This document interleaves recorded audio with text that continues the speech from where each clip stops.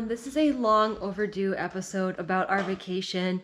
We took a vacation a couple months ago. It's just like a road trip across the South for kicks and giggles. And Cody, we really want to do this together. Cody and I both wanted to kind of share our experience with you. Unfortunately, just due to our schedules, it didn't line up. So you're just getting my side of it. But just kind of want to touch base on what we saw and our thoughts. Alrighty, so winter up here is very, very hard. You can go many days without seeing the sun. And so after a while, like when it comes February, March, all you want is a piece of sun. So we decided, hey, at the end of March, let's go down south. Let's just take a tour. Let's check out a bunch of different states. We'll do an old-fashioned road trip. And so we took our 2 kids with us and we drove all the way from here and we hit Missouri, Arkansas, Oklahoma, Louisiana, Mississippi, and Tennessee, and then came right back here. As soon as we left Michigan, the clouds disappeared and the sun opened up. It was crazy. It was literally a wall of like where you can tell when you left Michigan and when you were in Indiana. The first drive down there was pretty painful. Illinois just isn't very pretty, and we had to go the length of Illinois because we were heading to Cape Rinaldo, Missouri, which is right on the border. And that was a long drive. It was a long drive because we had our then almost 7-month-old in the backseat who was sick of being in the car ride and just did not want to be there anymore. So on top of it, just being a 9-hour drive in the car. That's just long for anybody, especially for kids. And we finally got to Missouri late at night, and then we spent the night there. And then we got up going the next morning, and we just drove across Missouri, and we were kind of shocked. We had heard a lot of pretty good things about Missouri, about how beautiful it is, how wonderful it is. And what we saw was a lot of dead land. And it was kind of disappointing. It was very obvious it had been over-farmed. And to a point that the soil itself looked like death. It looked like dry bones. And not anything rich that what we're used to up here. That rich dark soil with some clay. Yes, we have sand along the beaches, but it's normally there's so many different layers. It's just a dark color because there's so many nutrients up here. It was kind of obvious that it had been farmed to open till method for years and years and years. And while we were on our trip, Cody had brought up that like someone on Joe Rogan had said we have like 60 harvests left. So like 60 years left of growing our food the way we do. Maybe 59 if you said that last year. And you could tell that we had a very few number of harvests left because that soil looked dead. And then as we're driving through, we could see people spraying to kill their cover crop. And we're like, that's kind of part of the issue of why your soil isn't producing the yield you need it to. All right, we made it to Poplar Bluff. This is it. There's the Poplar. Okay, wherever the heck Poplar Bluff. It's not Poplar Bluff for the 25th time. Poplar. We hit Poplar Bluff. We want to check it out. And at first we were like, wow, this is a really small town. And then we met the rest of Poplar Bluff, and it's a huge city. Very, very big city. So that's a big city. And what was really cool about Poplar Bluff is that it was like instant, like city, all that you needed, and then boom, you're in the country. So it was very well contained. It wasn't very sprawling. And so after Poplar Bluff, it got gorgeous. We got to see the opening of the Ozarks, and then we saw what people were saying about Missouri being the beauty of Missouri. We ended up stopping at Mark Twain National Forest and just kind of checked that out, and that was so much fun. Just the beauty of the river, the clear water. We saw where like a spring was starting out of a mountain, like behind the water. Like in your brain, you're like, oh, there's like a river back there. No, it was coming out of that rock, and we got to walk over the start of a spring.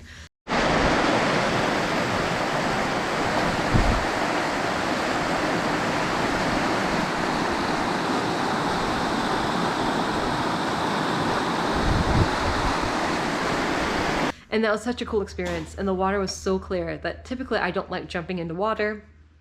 Lakes, I have a phobia of like something like nibbling on my toes. It's weird. I get it. I have a weird phobia of that. But I just felt compelled to like jump into this water, and it said no swimming, and I completely understand because everybody would be swimming. Like if I want to go and jump into something and swim, everybody would be swimming. And I'm sure there's a good like strong undercurrent there as well, so it would be like a swimming hazard.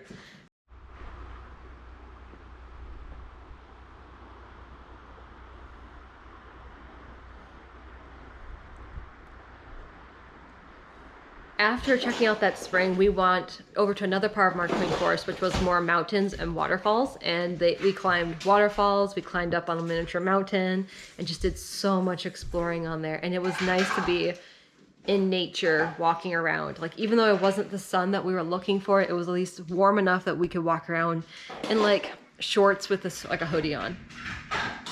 Compared to being bundled up after we had been bundled up for so many months. It was a lot of fun. The next day we headed, I think that evening we wrapped up in Arkansas. We went to Mountain Home, Arkansas, and it just was beautiful. The drive down was beautiful. There were so many different cool towns that we got to see along the way. And Mountain Home was surprisingly massive. It's actually a big touristy area because it's by all of those lakes in Arkansas. Mountain Home, though, again, kind of like Poplar Bluff, it ended pretty quick, so you got to the country pretty quickly. And the drive from that to Fayetteville was just, it was beautiful. It was winding, it was twisting, it was hilly, it was up and down. It was just so, it was very calming, a very soothing ride over to Fayetteville. So Fayetteville kind of reminds me a little bit of like Dallas, Texas, where that just goes on and on and on forever. You never really leave Dallas. You just end up really in like a different city eventually. And that's how Fayetteville felt. It was very sprawling. From Fayetteville, we went over to Broken Arrow, or Tulsa, Oklahoma. Oklahoma was pretty, but it definitely felt hot. And we were noticing like their giant river that goes through Tulsa, that was all dried up. And that was kind of very concerning for me as like a homesteader, is because if I'm not seeing any water, like that's something I pay attention to. I'm like paying attention to the soil. I pay attention to like how much water do you see? Because that tells me where the land is and what it's like to grow stuff there, because that's just how you walk into an area. That's how you think now, which is crazy. I used to just take insights and say that's so pretty. Now I'm like, how much water do they have? Goodness, that river looks low. And there was a couple things in Arkansas too. A couple things looked low in Arkansas, like big rivers. We were expecting a big river and it just looked low, like they didn't have a lot of water recently. Cody ended up taking kind of a drive through eastern Oklahoma. In fact, he thought he was in, I don't have any video of it, but at one point he was texting me, he goes, Arkansas is beautiful, Arkansas is gorgeous. And then like half an hour later, he texted me, I just hit Arkansas. And he dawned on him that he was actually in Oklahoma during that whole time. But he's like, yeah, it was beautiful, just gorgeous, you know, very rolling hills. We did see a national forest in Oklahoma that was kind of the location or something, a tribute towards where a red fern grows. And that was really cool to see because that's like a book I grew up watching. I watched the movie. It's one of those heartthrobs, just like Old Yeller. And it was neat to kind of connect it to a physical place because it had always been somewhere in the United States. Well, to actually see like a national forest of where like those dogs would go hunting and stuff, that it just made it all the more real to me. And the waterfall there was beautiful. It was just beautiful. We really enjoyed kind of hiking around there and just exploring. After Oklahoma, we decided to head back through Arkansas to hit Louisiana. And Arkansas, we saw pretty much the whole length of Arkansas, mostly in the rain. We were just in front of a giant rain cloud the whole way down. And it was pretty. Arkansas was pretty. The closer we got to Little Rock, it kind of flattened out, and we didn't think it was as pretty as like near the Ozarks. We really liked the mountains, the hills, the type of trees up there. Southern Arkansas, as we kind of went through, got swampier and swampier. What was very surprising to us was northern Louisiana. Northern Louisiana was stunning, just stunning. And we were just kind of surprised about how beautiful it was because we just pictured it as like swampland. But at least near Monroe, Louisiana, it was much more, it wasn't as swampy as what we expected it to be. We did stop in, got to see Duck Dynasty. It was a lot of fun to see the museum and a lot of the why behind the famous, like our favorite TV series that we have raised our children on pretty much because we can't stand children's shows. So we have them watch Duck Dynasty. But that was just a lot of fun just to kind of see the history of it. I learned a lot more that I didn't know because I had just kind of seen them on TV, but I didn't know the whole history behind it all. And so that was really cool. After Duck Dynasty, we went through Louisiana towards Mississippi. So we were going to cut through Arkansas for a hot second and hit Mississippi. The rest of Louisiana was what we were expecting. It was low, flat, swampy. And then like southeastern Arkansas was a lot, very, very similar as well. Very kind of flat, kind of swampy. When we first hit Mississippi, we were pretty disappointed. We decided to like, okay, let's give it a try. There's a nature walk. Let's go over this area to hike around the nature. And it was basically a conservatory set on a swamp. And it was pretty. It got us out, got us walking. Cody saw a snake and freaked out. He hates snakes, absolutely hates snakes. Of course, we're pretty sure it was a water moccasin. So at that point, like, it was like the poisonous snake. And it was our first, like, we had just stepped into Mississippi and we already saw like a poisonous snake. And so Cody's like, I'm done. Like, I'm ready to go home. The area in Mississippi we were at, at least the city we were at just didn't feel very pretty. It felt like kind of flat. And so there wasn't a whole ton for us to go do. We're like, well, we're gonna head up to Tennessee, so let's just go to northern Mississippi and check that out. In northern Mississippi is like the most underrated area. We went up to Tupelo, Mississippi, and we took the trace, that I think it's called Natchez Trace Trail, which is an old highway that they used to take. It's from like the 1800s. They used to go up there. And there was so much history along the side. We got to see Indian burial mounds. We got to see, we tried going on another hike and stuff with the girls. But that was such a beautiful area. We got there and we're like, oh my goodness, this feels like home. You know, that was kind of like how we felt. It felt very similar to Michigan, but just down in the south without the cold winter. And it was, even the town of Tupelo is just beautiful. It was beautiful. It felt very like, it was a big city, but also felt kind of still small. And then we checked out the different areas around there as well. And again, like people, and one thing we noticed too is that people are so nice. They were incredibly nice in Mississippi, like painstakingly nice. We went into a Walmart, and the Walmart itself was okay, but the people in there were the nicest people we have ever met. And we were just dumbfounded. I'm like, I'm probably breathing rudely, because people there are so polite, so nice. It's like, I'm like, I don't know if I feel rude. I feel like I'm this northerner coming down and I'm just very, very rude to people. Because our culture is a little bit more, we're just not as polite or, and don't seem as genuine when we are polite. So yeah, that was a lot of fun. I really liked northern Mississippi. From northern Mississippi, we went to Tennessee. We actually stopped in Camden, Tennessee. And we're like, I feel like Tennessee's overrated. That's what we were like. Our friends of ours were like, Tennessee's gorgeous. We love Tennessee. It's just beautiful. And we're like, oh, it's kind of overrated. We thought Mississippi was absolutely gorgeous. We had to text our friends that we were wrong. Like, they were right. And the moment you stepped into Tennessee, it was just jaw-dropping beautiful. And you can tell why all the homesteaders are moving to Tennessee. It's just stunning. The rolling hills, the fact that you kind of felt like you could get away pretty quick, the sheer beauty of it, the fact that everything's more mild. You don't get the hot, but you don't get the cold either. It's just kind of like the happy middle ground of everything. The fact it seeps in history. We went to near Camden. We checked out Kentucky Lake, and we saw an old Civil War site.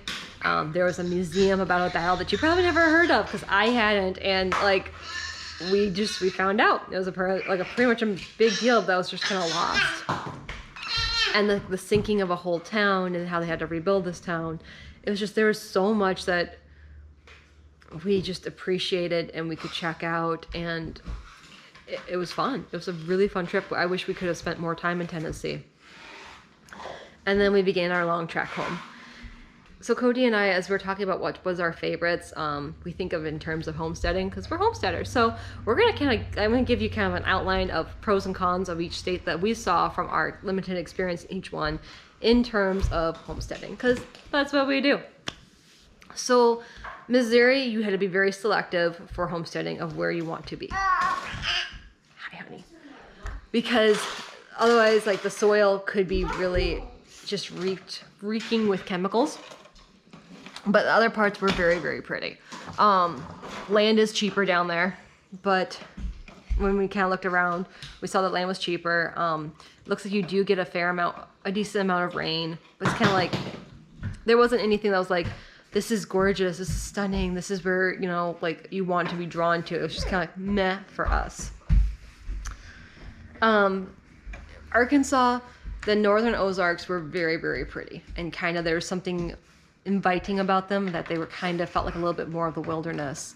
And then you could tell, like, you do get your rain there. You'd have to be very selective of how you captured it, because there is a lot of mountain runoff, but it, definitely doable. And like with Arkansas, you also have the capability of being more off-grid because they have less restrictions. The same with Missouri. Like, there's not a lot of government restrictions telling you what you can or cannot do. Oklahoma's the same way. There's not a lot of restrictions telling you what you can or cannot do. So when you homestead, that gives you a lot of freedom to implement structures without having to pull permits, without having to get permission. So if you want to build a barn, you can just build a barn. You don't need to wait 6 months or however long it is to get permission to build a barn for your animals. And so that allows you to kind of scale as you need it appropriately with efficiency. Louisiana was pretty, but it just felt swampy.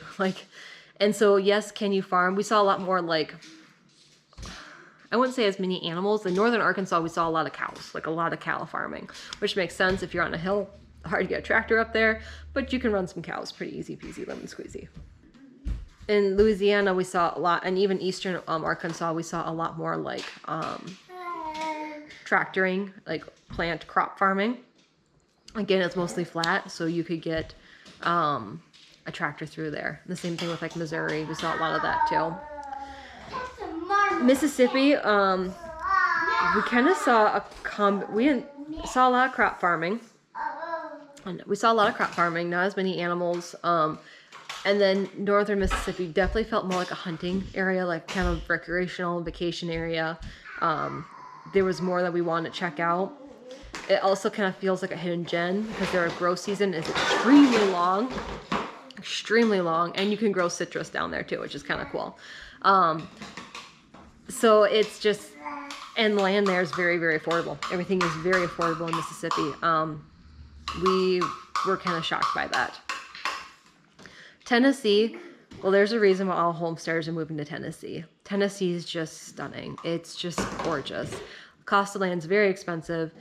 There are restrictions, hit or miss, but because it's such a mild climate, you kind of can grow a mixture of the southern and northern areas depending on how, what type of infrastructure you have in place.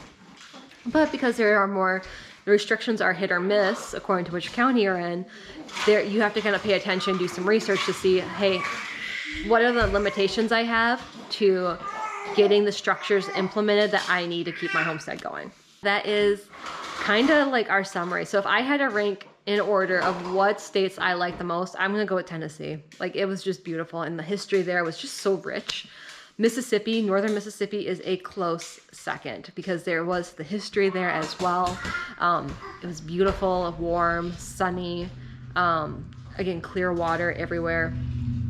And then I would go Arkansas, Oklahoma, and then Missouri. And if I had to rank everything in like what I liked the most, based off of like just scenery, because when you are a homesteader, you spend a lot of time outside. Up here, we were kind of trapped in for about 9 months. But if you're homesteading, you have to go see your animals. So you see a lot of it, like the land around you. And so you really like that priority list to me is what I view as like beautiful, pleasant, and also easy to homestead in as well. But if you have your thoughts or disagree, feel free to comment below. Let me know which ones you would put, like your order of how you would rank everything. Also, let me know your thoughts. Like, hey, when we saw these states, what did we miss? Like, if you're from those states, let us know. What should we go back and check out? So, yeah. But thank you for joining me for our kind of a review of our trip. again, very beautiful. Like a lot of these places in the US are underrated. I really recommend if you like just need to get away for a bit, just go on a road trip. Like you don't need to go to Europe, just go to a road trip and you can see so much beauty in just our country. We're really blessed to have that. Anyways, I gotta get going on to the next thing. So, but till next time, y'all, take care. Bye-bye.